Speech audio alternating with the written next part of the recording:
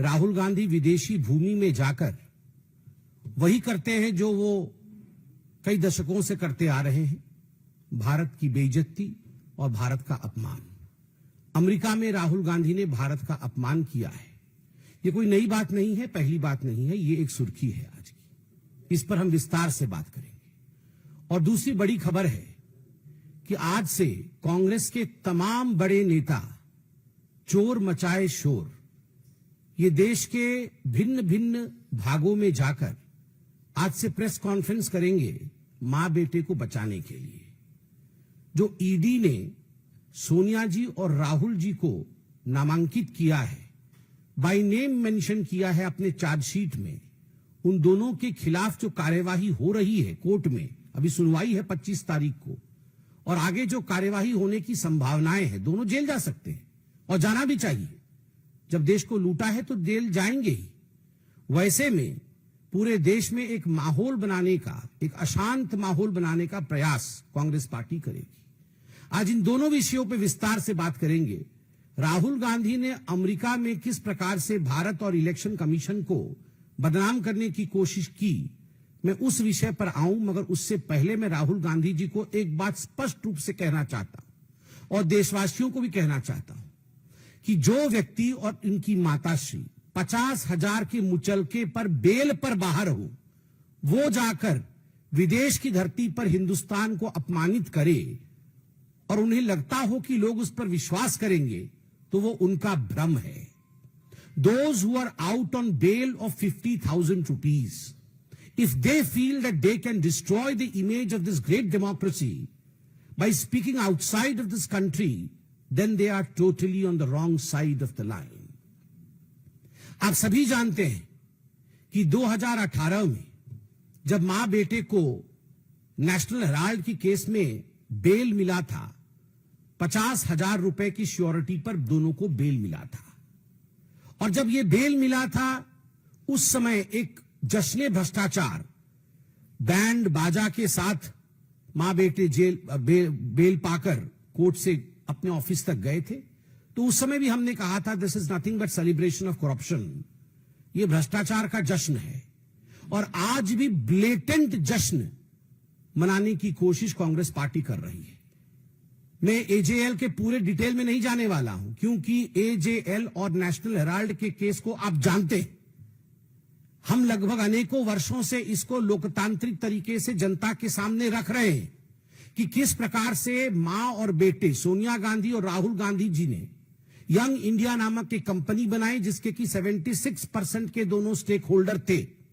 और 76% के stake holder होने के बाद नकली कंपनी से लोन लेकर 1 करोड़ का, डोटेक्स इंडिया से लोन लेकर मात्र 50 लाख रुपए दिया एजेएल को, जो कि होल्डिंग कंपनी है नेशनल हेराल्ड की, और 50,000 के एवज में 5,000 करोड़ की जो प्रॉपर्टी है एजेएल की पूरे देश भर में, उसका मालिकाना हक अपने पास ले लिया।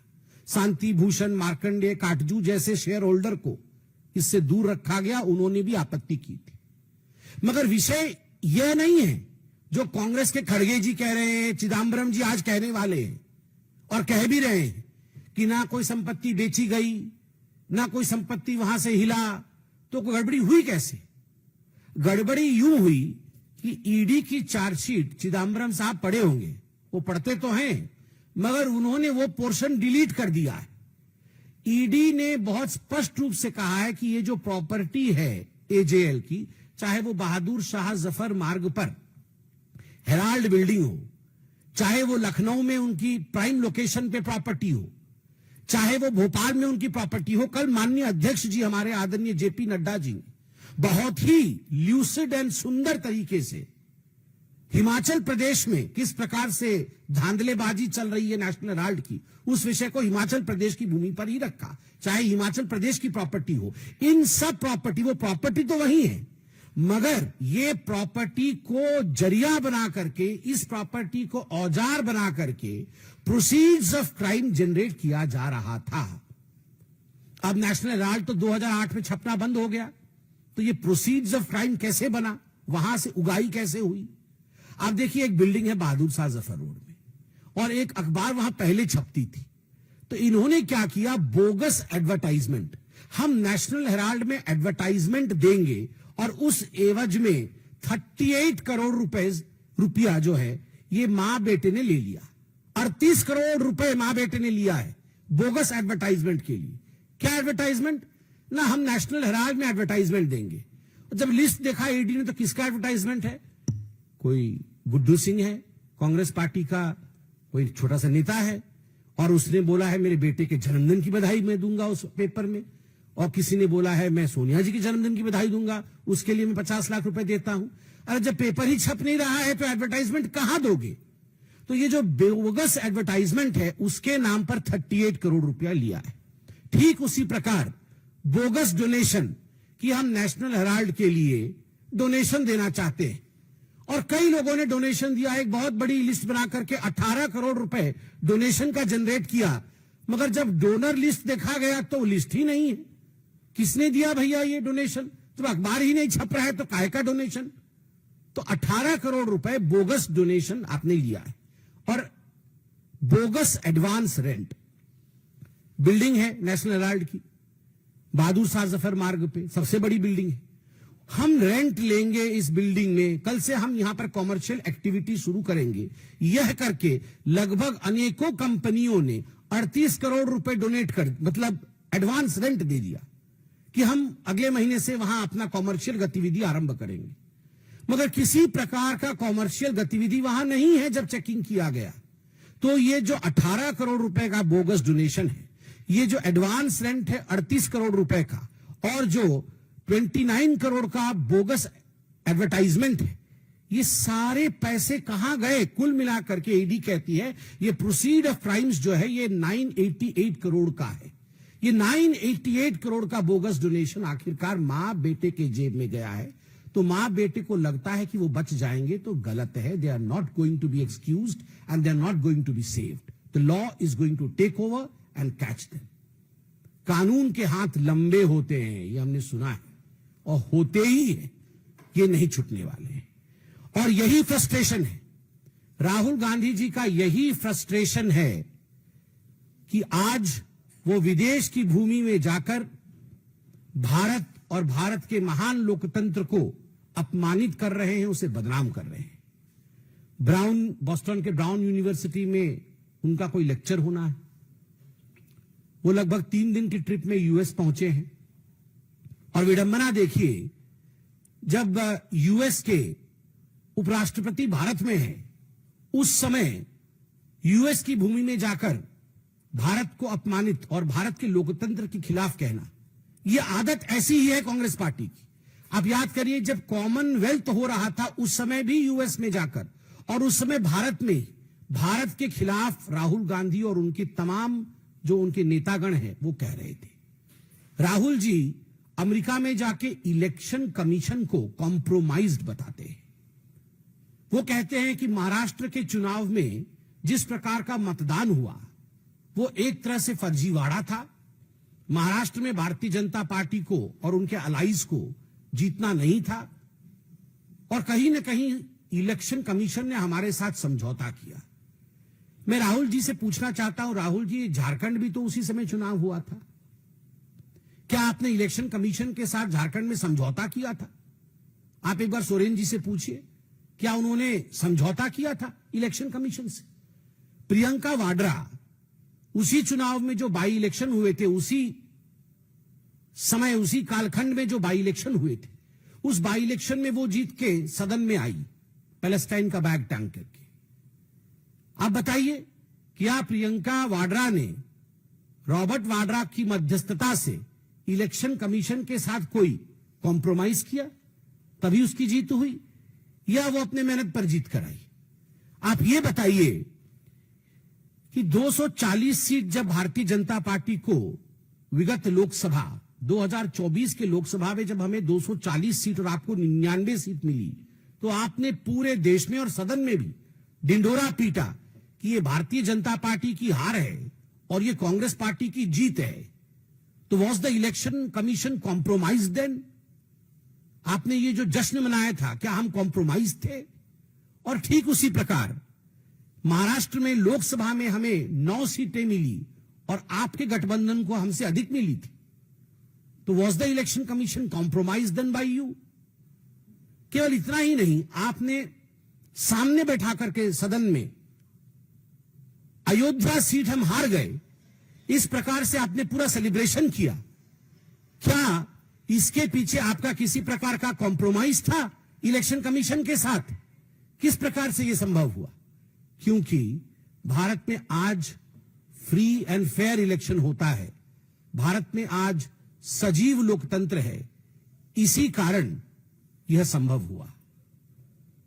विदेश की भूमि में जाकर भारत पर इस प्रकार हमले करने वाला राहुल गांधी याद रखे कि वो 50,000 की बेल पर बाहर है, वो गुनहगार है, वो भ्रष्ट है, उसने चोरी की है, डकैती की है। नेशनल हेराल्ड का केस चोरी का केस नहीं है, डकैती का केस है। 5,000 करोड़ की प्रॉपर्टी का मात्र 50 लाख रुपए देकर और 440 करोड़ रुपए का इनकम टैक्स गबन करके उसे चोरी और भ्रष्टाचारी नहीं कहते हैं, वो डकैती होती है। मां बेटे ने डकैती की है और डकैती करने के बाद इनकी इतनी हिम्मत है कि विदेश की भूमि में जाकर आप हिंदुस्तान के लोकतंत्र के ऊपर उंगली उठाते हैं। राहुल गांधी, आपसे नहीं हो पाएगा हिंदुस्तान में राजनीति, तो जाकर के किसी और देश से चुनाव लड़िए, मगर जिस थाली में खाते हैं अगर उस थाली में आप छेद करेंगे तो आप देशद्रोही कहलाएंगे। You are traitor. Rahul Gandhi traitor हैं, केवल इसलिए नहीं क्योंकि विदेश की भूमि में जाकर देश की संस्थाओं का अपमान करते हैं और देश के लोकतंत्र को हीन बताते हैं, वो इसलिए भी ट्रेटर है क्योंकि देश की संपत्ति का करोड़ों करोड़ रुपए नेशनल हेराल्ड के माध्यम से उन्होंने गबन किया है और केवल अपने सहूलियत के लिए, अपने आराम के लिए गबन किया है। और याद रखिए राहुल गांधी, आप और आपकी माताश्री बचने वाली नहीं है। ईडी के गुस्से को ईसी पर निकाल रहे हो, एनफोर्समेंट डायरेक्टरेट के गुस्से को आप इलेक्शन कमीशन पर निकाल रहे हो। इससे कुछ नहीं होगा। 2 दिन आप पन्नों पे छपोगे, अखबारों में आओगे, मगर ईडी आपको छोड़ेगी नहीं, क्योंकि तथ्य के आधार पर एजेंसीज काम करते हैं और तथ्य ओपन एंड शट केस का है। यह जो नेशनल हेराल्ड का केस है, ये ओपन एंड शट केस है जिसमें मां बेटे ने लूट मचाई है और आपको इसमें छोड़ा नहीं जाएगा। प्रोसीड्स ऑफ क्राइम के साथ आप पकड़े जाएंगे और आप जेल के पीछे जाएंगे। बहुत बहुत धन्यवाद। कोई प्रश्न हो तो अवश्य पूछे।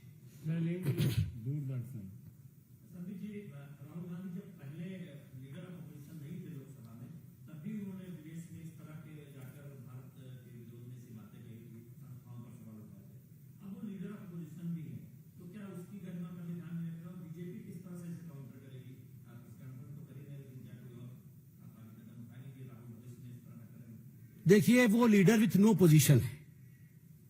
आप कह रहे हैं लीडर ऑफ अपोजिशन है, मगर व्यवहार देख के तो लगता है लीडर विथ नो पोजीशन है। अपने पार्टी के अंदर भी पोजीशन नहीं है। आप पूछ लीजिए जाके कांग्रेस वालों से, वो खुद बता देंगे आपको, व्यक्तिगत रूप से बता देंगे राहुल गांधी क्या है।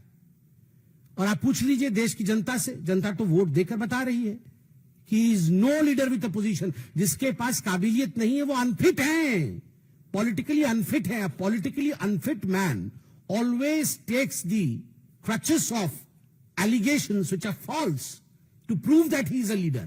जो politically unfit होता है वो हमेशा बैसाखी पकड़ता है गलत सहारों का और गलत एलिगेशंस का, ये प्रूव करने के लिए कि मैं सही हूं। और आज अमेरिका में हो या दूसरे देशों में जो राहुल गांधी कर रहे हैं वो उनकी नाकामी का ही एक खिसियापन है।